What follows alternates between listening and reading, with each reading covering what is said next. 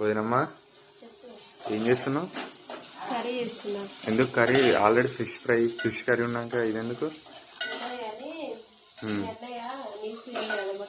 అవునవును.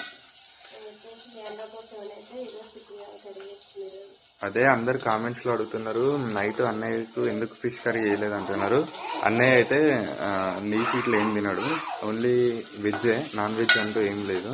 సో వదినమ్మ నైట్ వేరే కర్రీ చేసింది, బట్ అన్న పెరుగు విత్ పచ్చడి తింటా అన్నాడు వర్షంలో. సో అందుకని ఆ కాంబినేషన్ వేసింది. ఇప్పుడు ఈ కర్రీ ఎట్లా చేస్తున్నావు వదినమ్మ? అయితే ఫస్ట్ ఆయిల్ పోసుకొని ఆనియన్ పచ్చిమిర్చి చేసుకున్న తర్వాత పసుపు అల్లం మిరపకాయ వేసుకొని కొంచెం ఉప్పు వేసుకొని కాయలు అయితే ఇస్తాం, పచ్చిమిరకాయ అయితే వేసి లాస్ట్లో కొంచెం కారం వేస్తే లైట్గా అయిపోతుంది అంటే.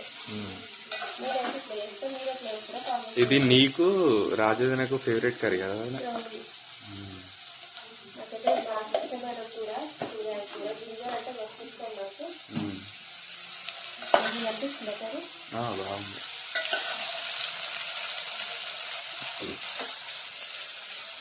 కొన్ని టమాటాలు కూడా వేస్తున్నాయి కూర కాబట్టి కర్రీ అయితే వేసినా అవుతుంది. అండ్ అందరు అంటున్నారు నీ కర్రీస్ బాగుంటాయి, చూస్తే మాకు తినాలని ఉంది అంటున్నారు. మీరు చెప్పాలి తిన్నారు కాబట్టి. నాకైతే ఎక్సలెంట్ వదినా. మీకు కర్రీ కూరగాయలలో ఏ కూర అంటే ఇష్టమో కామెంట్ చేయండి. నాకైతే కూరగాయ కర్రీ అంటే చాలా ఇష్టం. బాగా